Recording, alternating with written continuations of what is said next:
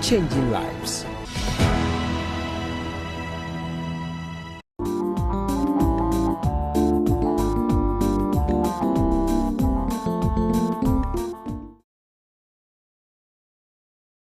So it's a great privilege for me to come into your homes again this Tuesday. Yes, the program is Love at Home, where we seek to discuss issues concerning the family. We are talking about parenting, we are talking about love, we are talking about relationship, we are talking about resilience for our children and for ourselves. Many more of such topics is what we discuss on Love at Home. And today is also another interesting topic. We want to look at the parenting in 21st century. I'm sure you are asking, do we have a different style of parenting in this era? Is parenting evolving? Is it really changing? The way you were trained, is it the same way you are also going to train your child? This and many more is what we are going to discuss on Love at Home today. Because we are saying that parenting or screen time is affecting parenting. The use of digital things or digitized items, the children are so hooked to them, we do not know how to stop them, and how to train them is a challenge. I'm sure you are saying, this is what I need. Why don't you call in your friends, call in the family members that it is time is so. Yes, let's sit down and discuss about our children, the way forward, and this our century, because they need it. Because God expects us to put them in the right direction so that as they grow, they will not depart from it. I am Efia Sewa Mansa. And to help me do this discussion, on my far left, I have a very beautiful woman. She's also from Asafomami. Yes, Madam Mrs. Evelyn Asare Danso. Shepherdess, good evening. Good evening. How are you? I'm good. Your family? By grace. They are all fine. The girls? By grace. They are doing well. They are doing well. Thank you so much for coming. Thank you. Yes. And then to another interesting and very well-known face on Love at Home is Dr. Josiah Ando. He's a lecturer at Valley View University and a pastor as well. So for yes, Obinfo. Yes. Good evening. Good evening. How are you? I'm fine. I heard you lecturing today. How was your class? Yeah, it was okay. I started the day at 7 a.m. in the classroom, and I'm ending it here. We thank God for giving us the grace. And to you out there, you are so welcome. Please share the link, invite your friends that let's sit to discuss our children. It is so much important to do that. Now, let me start with you, Mrs. Asare Danso. When we say 21st century, what at all are we talking about? Which people are seen or are recognized as 21st century people? Okay. Thank you for the question. We're talking about 21st century children. We're talking about technology children. Children who are exposed to technology. We're not using the traditional method of doing things. Now it's digitalized. So you're doing everything digital. So that is what makes up the 21st century. So everything about them is digital means. Wow. Yeah. So you just can't do anything. Now you just can't tell a child. Children are so much in tune, they are so much exposed to a lot of things that it becomes difficult to tame them at times. And you know, I used to tell people, in our days, you can tell a child, sit here. And that child will sit. That child dare not ask you why you want me to sit there. But in our present generation, tell a child to sit there. And now he's going to give you a series of questions as to why you want it. All right, him or her to sit so there. we will come to why it has changed. Now, Pastor, help me understand, maybe to add on, which people are these 21st century people we are talking about? And what is the difference? How do we see the differentiation? Okay, so maybe a bit of history. When we talk about 21st century, we are talking about after the year 2000. Okay. The dating has been there all this while, but the standardized dating actually is dated somewhere around the time of Jesus Christ, which is normally referred to as AD. Today we would normally use CE, that's a common era. So from the common era we have counted, and we have counted up to the year 2025. But every 100 years is a century. So the first century is from 1 to 99. From 100 to 199 is It's the another- second okay. century. So it continues until some of us were born in the 20th century. That is the up to 1999. Okay. That's the 20th century. In other words, after the Common Era, the 20th 100 years is the one that started in 1900, 00. ended in 1999. And from the year 2000, we have entered the 21st century. Okay. So anybody living after 2000 is living in the 21st century. But I understand your question to imply those who were born Yes. within the 21st century. The people that we normally would, popularly you hear the Gen Zs. Now this generational naming also is a recent thing that has started. And it is linked to the technology age, like she has said. Yeah. It's linked to the computer. Those who were born in the later part of the 20th century, that is 1970, 1980, 1990, those are actually Generation Y. Y. That is the millennials, what we call the millennials. These are people who are entering the millennium. That is another 1,000 years, because we are entering the year 2000. That's the reason for the millennial. Now, and it is Generation Y. Our parents, those of us who are millennials, our parents and grandparents are Generation X. And we used to see them as they are too colo, and they are not doing things that conform to, the current trends. But the moment we entered the year 2000, things started changing. Children who were born before 2000, so children that were born in 1980, 1990, they were born, they were computers, but hardly will you have access to a computer. It was a rare commodity.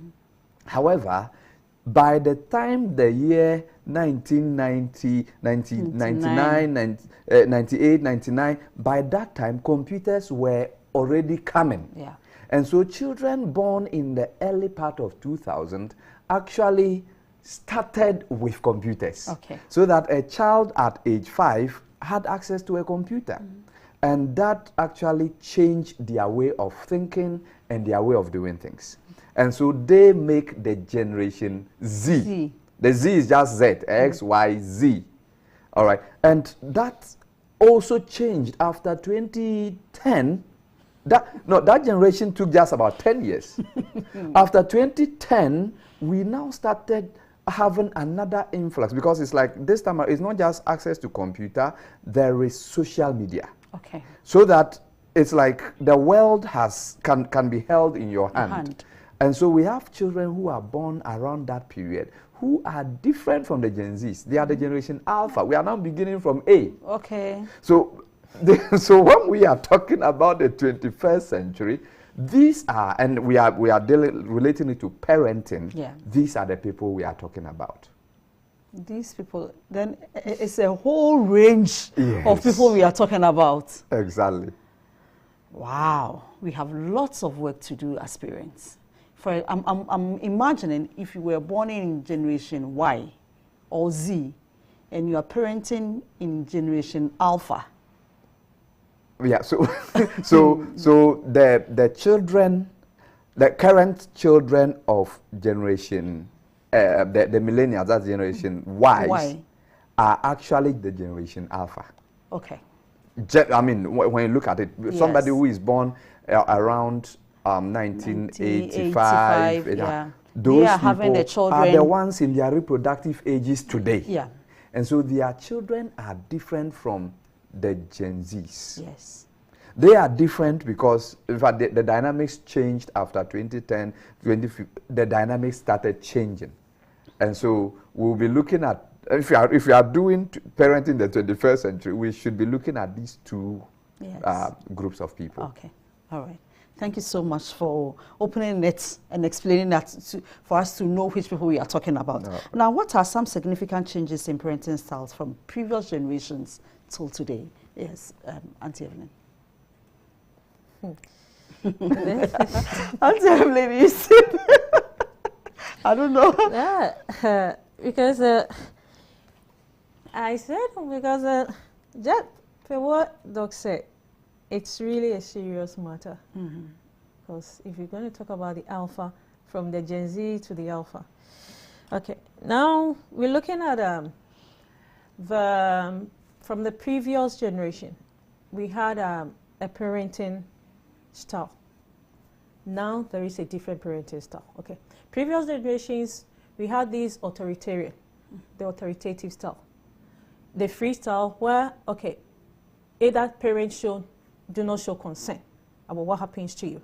So the authoritative, okay, you give the child the free will. At least your voice should be heard. But at least you are guided. But the authoritarian is where I term it the harsh treatment. A child, you don't have the right to. You obey rules, go by strict instructions. But when you come to our time with the alpha, as Doc said, we have the free rein. Now we think children have a voice, and the voice should be heard. So we create the environment for the children in such a way that that environment that has been created, we leave the children. Explore your environment. But you explore the environment at your own risk. We have no guidelines. With no guidelines. We Okay. have another one we call the panda. The panda is, okay, I give you the environment, but there's guided rules. So you don't, as you explore your environment, you don't, let's take it You at don't go beyond the certain- bounded rules. Yes. Exactly. Then we have the type that, okay, now it's there. Just do whatever you want to do. No restrictions. I just give it to you. Do what you're doing. Now, another one is the digital parenting. Okay, the digital, what are we doing? Digital parenting. Parents are now raising our kids according to the digital world. Okay, so if you're digital parenting, I'll control you. I give you the digital gadget or whatever. But I set controls. I monitor you what you are doing. I want to see if you are doing the right thing. But some parents are also doing the digital parent, but in the negative sense. We give it to the kids, and we think we just want to do it to have a free space. Okay. So the digital parenting, the kids end up being parented by the digital world, the Yeah. social media. Yeah, and an unseen face somewhere. Unseen faces, yes. They tend to parent our kids for us. So when you see it, I see it like an infusion of our past generation and the carry, but now there is that kind of a free range where we are not so much strict on issues. We are not so much strict. At times we are flexible. The boundaries at times are flexible, just so as we can fit in the world of the kids. Because just Doc said before we came, now the kids, we are in an environment where if you want to use the harsh treatment, which is the authoritarian style of parenting, you end up achieving nothing. If you don't take care, you even end up losing the child. Yeah. I tell people, at times, now it's gotten to a stage where parents have to understand the world we are in. We've got to understand the kids, understand their views, understand where they are coming from, adopt some of them, refine it, and give it to the kids. At times, you can't say that if my mom told me I should do this, this is what has to happen. No, you can't do it. At times, accept how the world is. There are certain things you can let go. Let go. Just look at the kids. Okay, this is what you want. This is what has to happen. But can we refine it in this way? So it's not going to be harmful to you. Okay, all right. Now, Pastor, let's look at it from the cultural point of view. Okay, sadly, when she was talking, that was what came to my mind. It's because of that, where we have the shift influenced. Has it been influenced in any way? Yes, generally, yes. So I may be a bit lengthy, but I'll try to cut it shorter. I know. Now, you see, growing up in a society where every parent is every child's parent has changed. Now, how did that change? That changed because of emphasis on the nuclear family. People who grew up in the extended family systems grew up where we are all there. This is my auntie, this is my uncle, this is my senior cousin, this is grandpa, this is grandma, and all that. Each one of them can send you, and you have to go. Each one of them can punish you when you go wrong.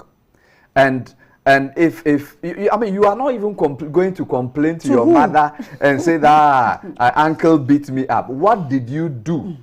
In fact, if you don't take care, mom will beat you in addition for getting beaten, you know, and all that. Now, that changed because at a point we started emphasizing the nuclear family system. Now, for me, it is a societal issue. It is not linked to the generation or the age. It is actually, especially, let me talk about Africa. Africans actually learning to be much more westernized. That is what happened to us.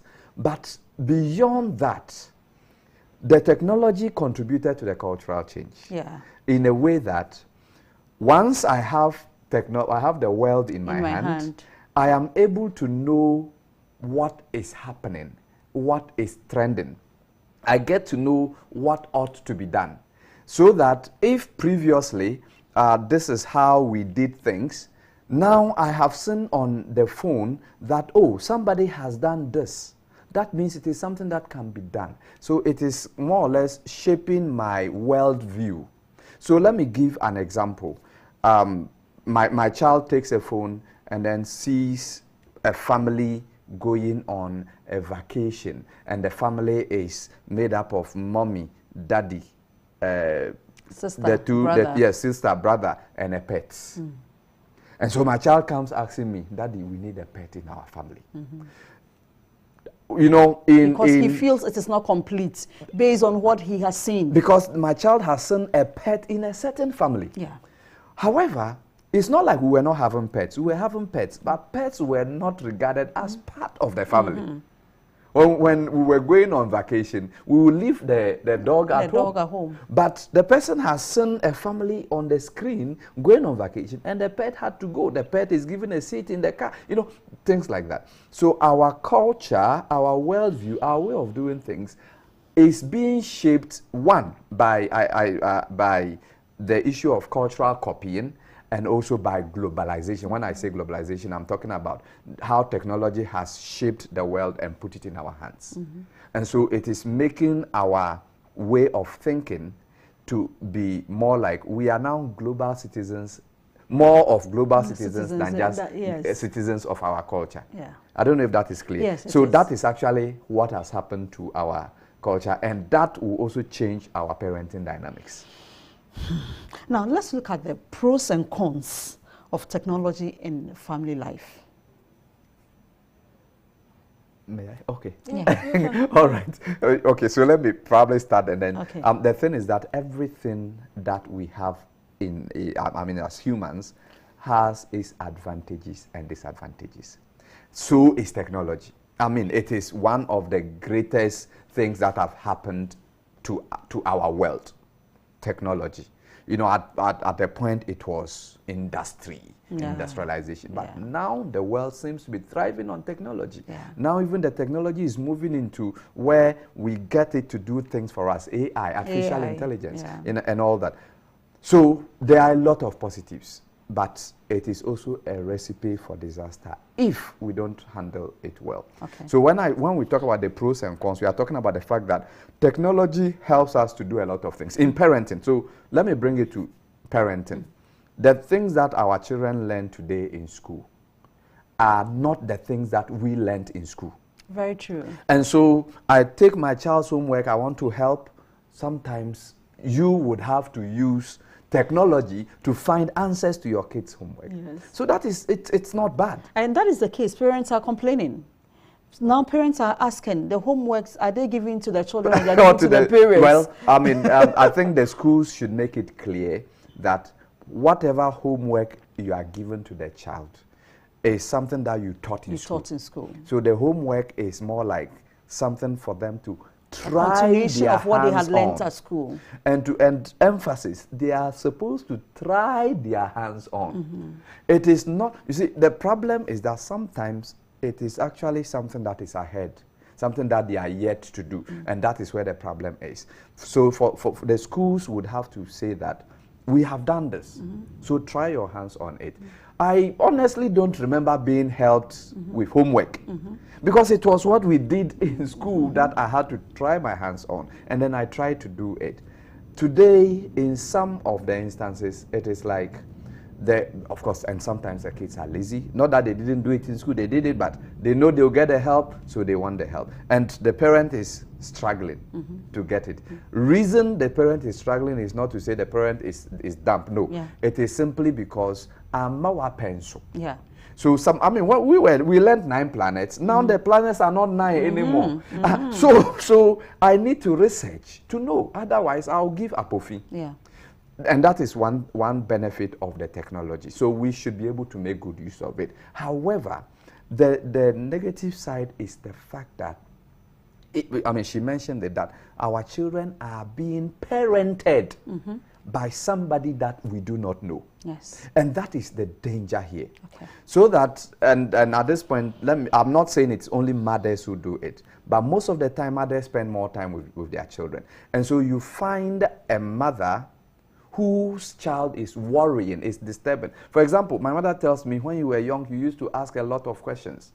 And my mother tells me that my father would encourage me to ask more questions, even though it was a nuisance to her. Today, we still have children like that. They will be with you, they will ask you questions and all that. And it is annoying. If you want to clear them off, give them a phone. So take the phone, watch. I don't know if by mentioning some of the things that they watch, I am spoiling someone's business. But we know that we make them watch, and they enjoy it. These things have elements of addiction.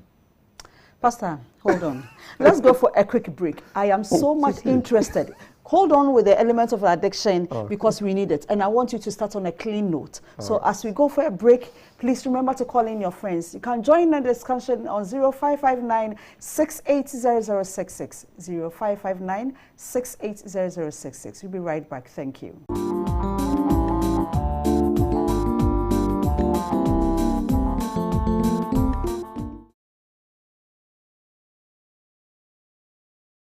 Real Talk is back. After a brief break, we are thrilled to let you know that we are back stronger, bolder, and even more active than ever. When he makes you feel that what you are doing is senseless, who are you? Sit down. When we are talking, you don't talk. When he began to control you with the power that I am the man of the house. So when I tell you to shush, you need to shush. Don't go there, you don't go there. We've truly missed you, and we are excited to reconnect and dive into the conversations that matter most. Each week, we take on issues, challenges, and experiences you share with us. Real Talk, a space where real stories meet real solutions.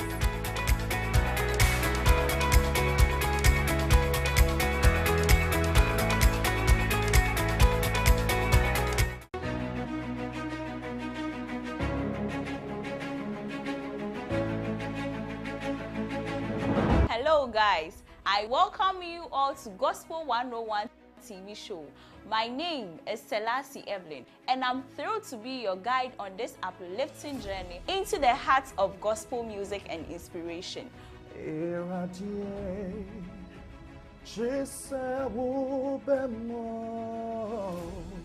What you made ye yet de ekuku down. Get ready for a television show that will challenge, uplift, and remind you of the incredible power of God. The show will say, yet the life-changing stories. We are not going to marry when we go to heaven. It is very true. But if we are not careful, our body is heaven. Good music videos. So tell a friend to tell another friend, say, Gospel 101 Jumedieno has come. It is not just a show, it is going to be an experience. Gospel 101, showing this and every Wednesday at 6 p.m. right here on Hope TV.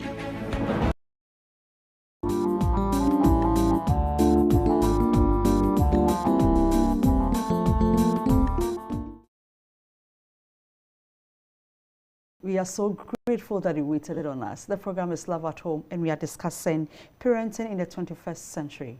Please, you can join the discussion through Facebook, YouTube, and our WhatsApp line 0559680066. We'll be waiting for your contribution to that. But before we left for break, Doctor was trying to tell us the pros and cons of this technology that we have in our lives, in our families, as we parent. How do we go about it? Pastor, I saw the energy that you were using to explain this. Use that same energy to continue. All right, thank you. So I was on the aspect that some of the sites that our kids go to are addictive. Okay. So it's been programmed such that psychologically your child becomes dependent on it. They get some satisfaction by watching those videos. Normally it is videos, because the age is such that they are drawn by audio visuals. So it's videos, and they are addictive. The music and the way it is done, and it is such that anytime your child sees a screen, they are drawn to it because of that. Is it intentional? Those who did those programming? No, if you are watching seller, you make sure your watch is so nice that people will come for it again.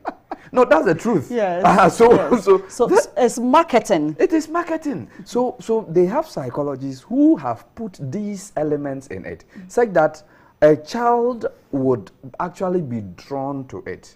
Now, the good side of some of them are teaching materials. I mean, in schools, they use them. You see them learning to read, learning to say the alphabet, learning to count. It is fine.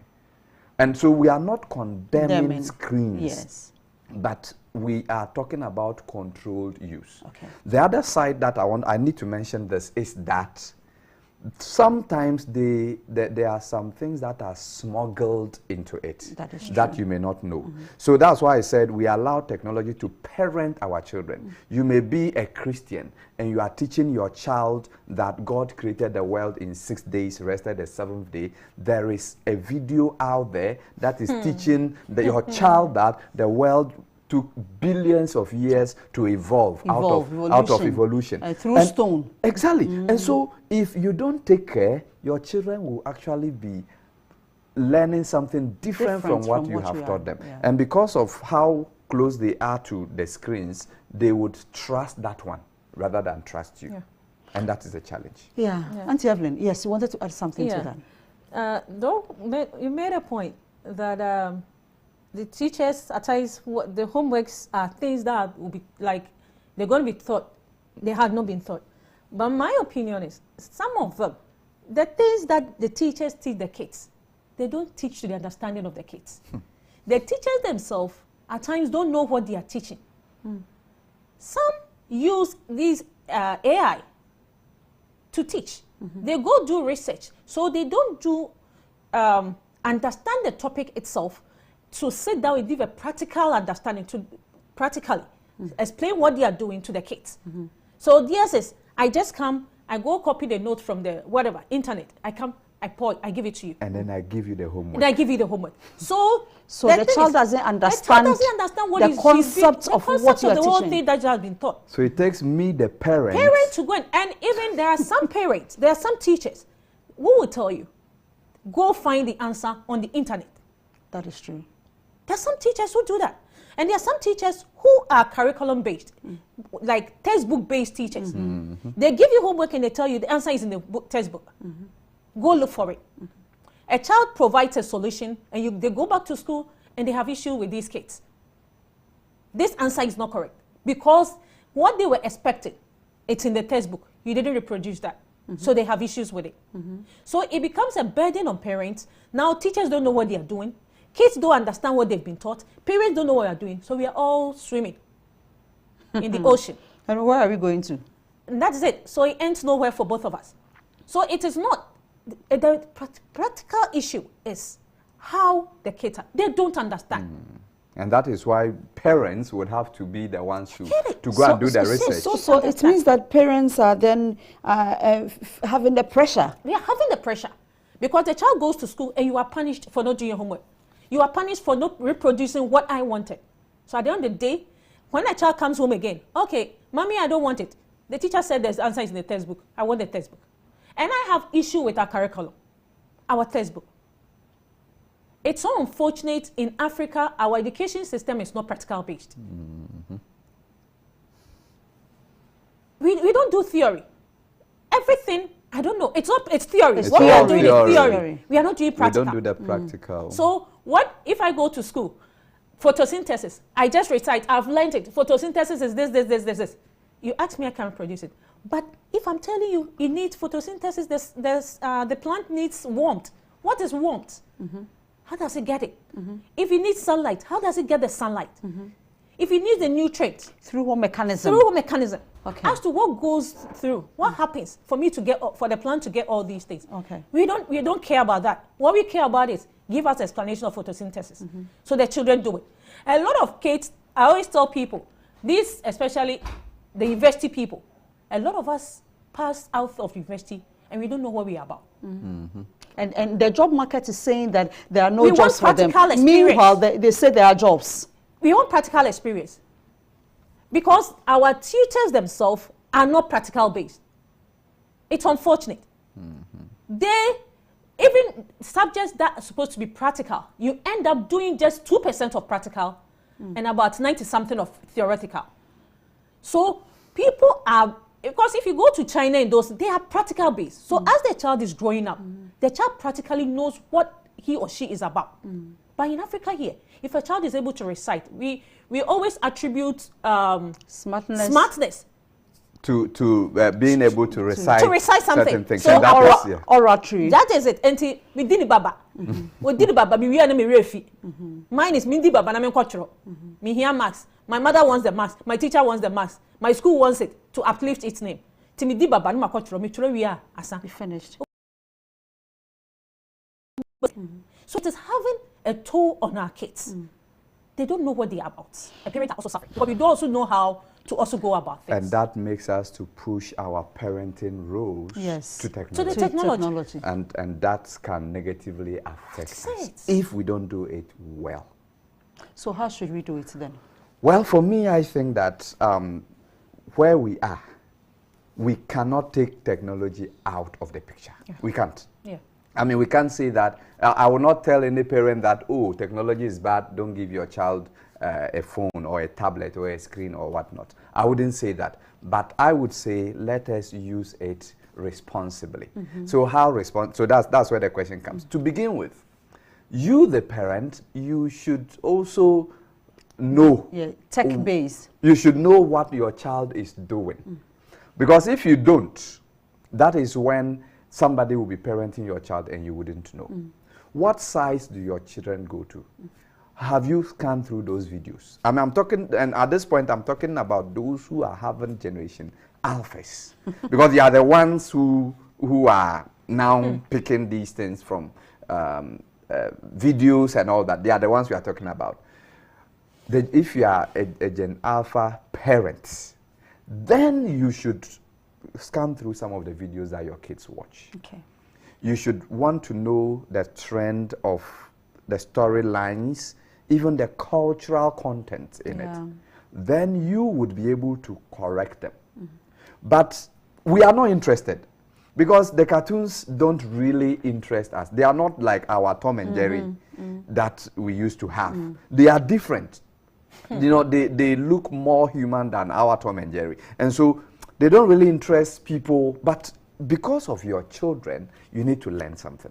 And then once you know something about it, you'll be able to get into their world. If you are having Gen Zs, then you need to immerse yourself in social media. Okay. And when we talk about social media, every millennial will start talking about Facebook. It is the most popular today. Unfortunately, most Gen Zs may be on Facebook, but they are not active there. Where are they active? The yellow app, Snapchat, and then the dance, I call it the dancing app, TikTok. That is where they are. Question, how many of us adults have TikTok accounts or Snapchat accounts? We don't have them, and those who have them don't even know how to use them. Because we don't understand the language. You see, we don't understand the language. It doesn't really interest us. Yes. But that is where our kids are. So if, for example, we are able to get into their world, for me, I say that if you would better understand somebody, get into the person's world. Be part of the person. Look at the person's perspective to things, and then you will be able to better understand. So for me, that is how we can make responsible use, by we getting ourselves into it. And then when we have the power, especially for those who are having younger ones, when we have the power, we regulate screen time. Okay, so my next question was this regulation of screen time. How do we manage this screen time? Okay. I do believe managing of screen time has to be, goes with setting rules to screen usage. Okay. So if you want to regulate it, I think, just as Doc said, be part of the process. So if we are going to set rules to it, I think, to me, the kids should be part to the rule setting. Let us be engaging. Be part of the rule setting. This, we all set the rules. So because if I feel part of something, I own it. And if I own it, I always make sure that I maintain it. And I wouldn't even fault it for you to even question as to why, because I'm part of it.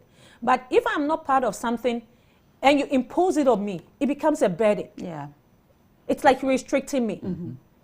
So if you want to cut down screen set, at least we should set rules and let the kids be part of it. Now, the next thing is we should be engaging. Just as Doc said, we should also show the interest in what they are doing. If the child wants to be by the screen, okay, we've set the rules. The time frame for being by the screen, if parents can make it, let us be with them.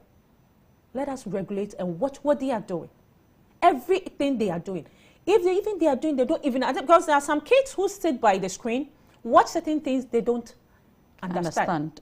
But they are consuming something. They are consuming it. You get it? They are consuming it, but they don't understand. I remember, you know, my girl went to school, and they were just talking about the creation day.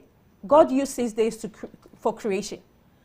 Then one teacher came and said, oh, creation, because we've told them that, okay, the first day of the week starts from Sunday.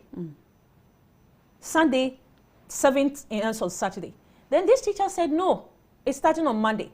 So now my girl came home confused. Mommy, what is happening? My teacher is saying it starts from Monday. And it ends on Sunday. What is this? Another one went to school, and they were just having a conversation. It wasn't even a conversation. It was there's a church, like they just brought a pastor came around because she's preparing for them. A pastor came around, like motivation just to talk to them and pray with them. And I felt so pathetic that day. That the pastor said, kids are being judgmental. God starts judging kids from the age of 12. That one is in which Bible? That is it. Oh my God. God will start judgment from the age of 12. The child has consumed it. Because she's already been told and she's learnt it, that judgment from the very day you get to this earth. So now my girl came, and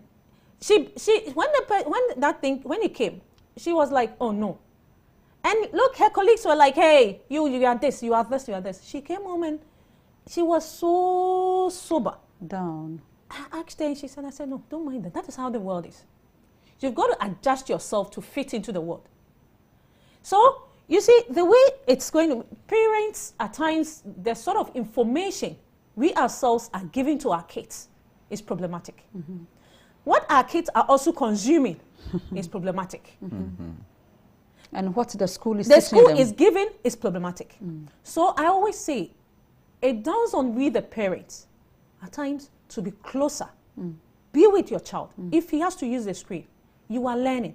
Be with the child. Understand what the child is doing.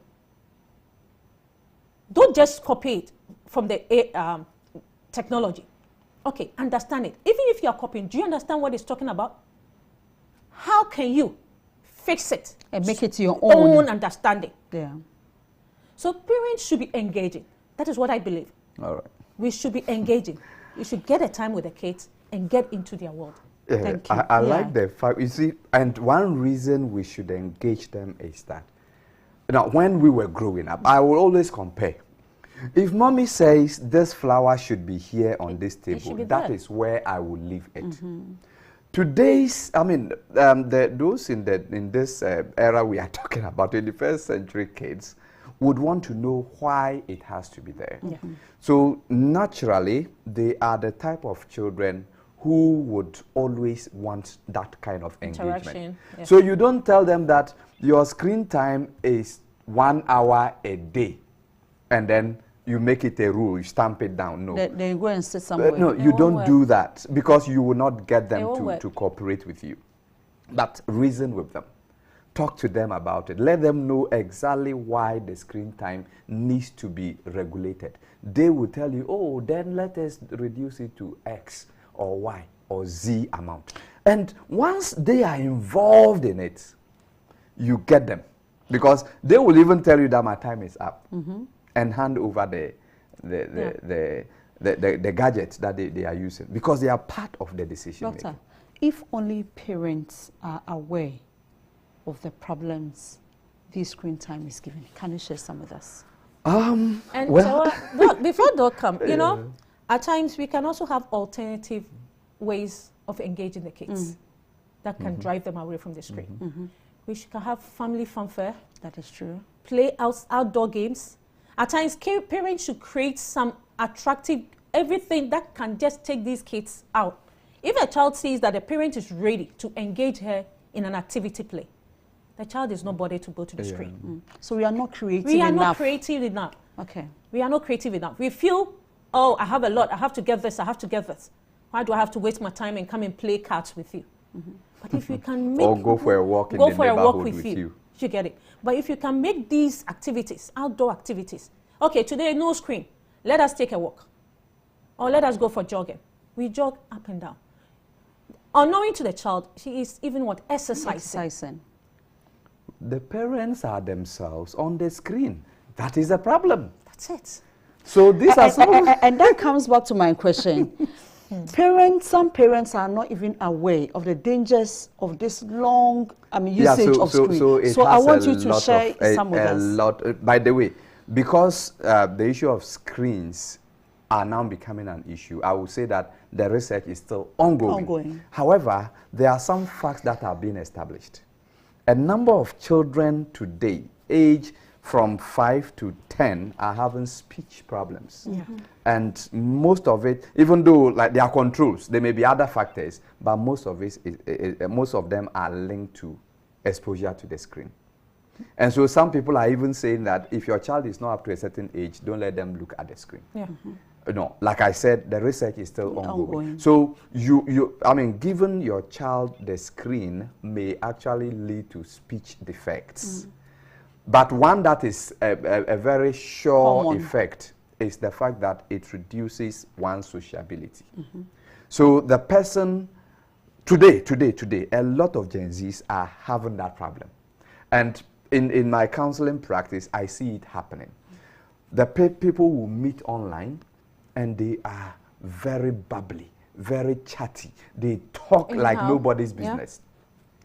And then they plan a date. They meet in person, and they can't hold a conversation.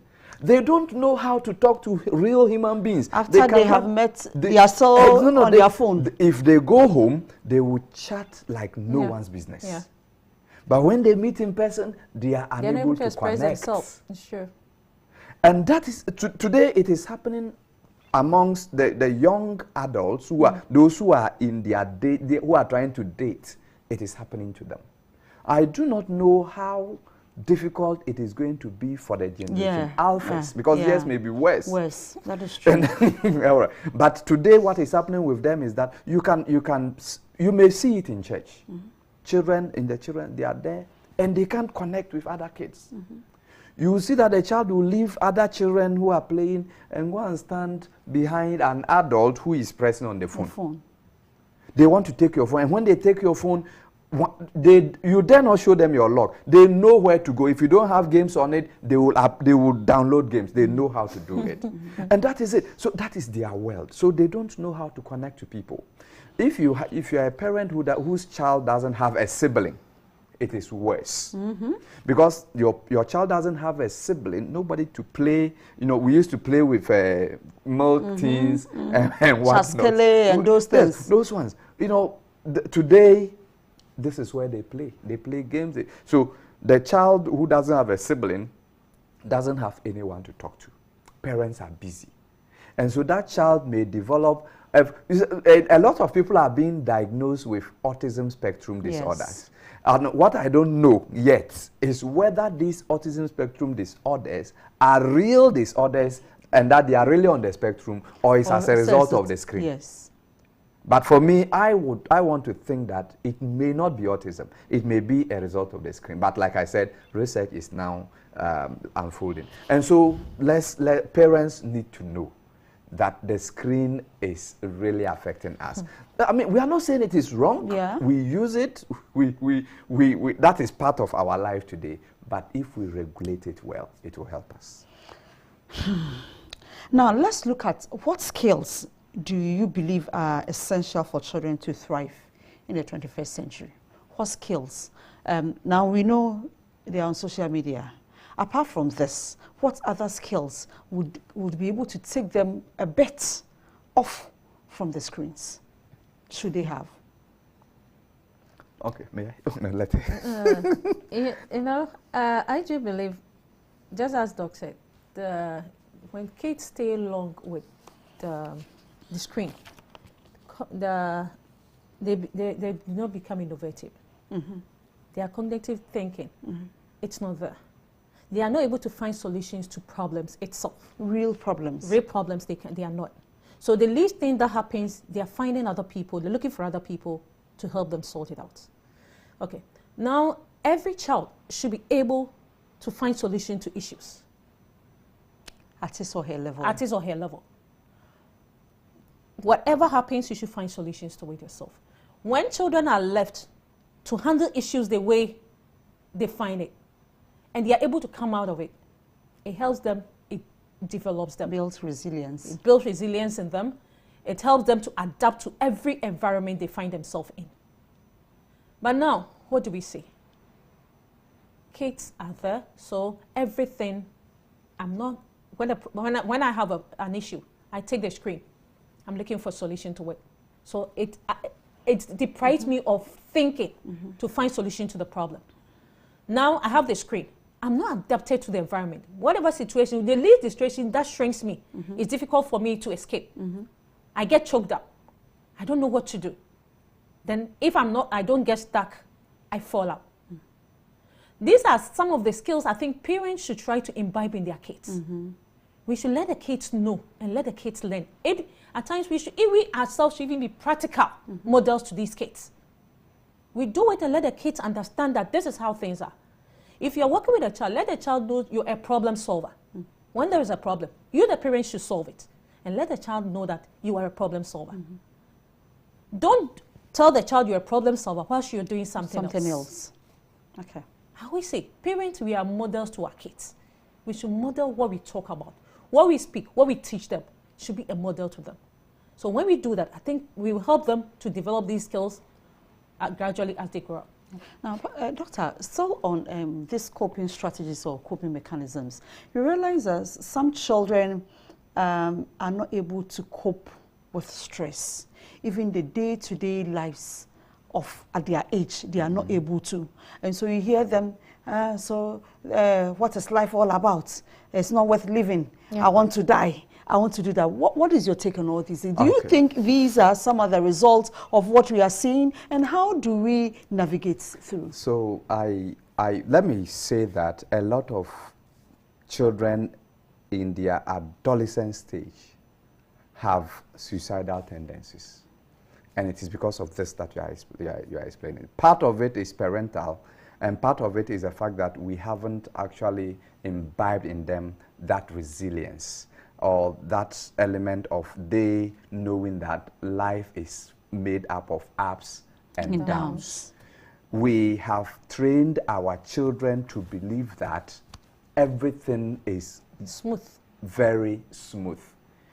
Today's children and today's parents actually make life so comfortable for our children. I mean, I hear parents say, I don't want my child to go through. I suffered. my child should not suffer. Whatever my child needs, I I'll provide. Now, I am not saying we should intentionally be wicked and not provide for our children so that they will suffer, because it can even be frustrating for you, the parent. But we should find ways of letting them know the realities of life. Ground. I have suggested, for example, that play games with your kids. Let them win sometimes, and play games with them and let them lose sometimes. It's a very subtle way of inculcating that idea into their heads. It's not about depriving them of from school, making them walk to school like you did. No, that's not what I'm talking about. You know. So, but the issue of our children being suicidal, especially the adolescents, has to do with how we bring them closer to us. Like I said, I've done this survey in which I have been able to identify that a lot of them are actually not happy at home. And because they are brought up in Christian homes, they are unable to find connections amongst their friends in school, because some of their friends are bad girls, bad boys. I don't want to join them. But at home too, I don't have that connection. But the moment a child is approaching adolescence, their sense of belonging is, I mean, their need for belonging, acceptance is topmost priority. So once they don't get it, they feel a sense of depression. And that is the problem. So, I mean, when she was talking about the resilience, that was what came to my mind. And you mentioned the issue of they, finding themselves in such situations. For me, we should find a way of building these soft skills of letting them know that life is made up of ups and downs. Another thing that I'll mention before you stop me is that we need to let them build social skills. Okay. Now, for me, especially because of the issues we are talking about, a lot of them lack social skills. They don't know how to behave in public. They don't know how to relate with people. You call a child and the child will say yes. Nowadays, if you dare say yes and you don't add the title of the one who is calling you. Yes, mommy. Yes, daddy. Yes, uncle. Things like that. So these are things that we would have to. But let them know. Look, we eat together. This is how we do it.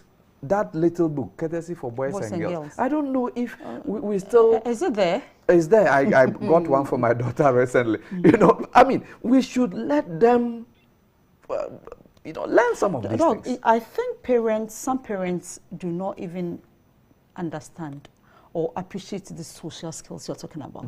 What will you do to these children? And what will you do to you as a parent? Jesus grew in body and stage and in mind. So in other words, physical growth, mental growth.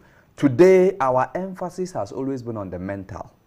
We forget the physical. So we don't even give them, I didn't talk about the kind of food we give them, but that's okay. And then in favor with God and men. Spiritual development and social development. That is important. In fact, for me, that should be the overall goal of every parent. You should make sure you grow your child in these 4 areas.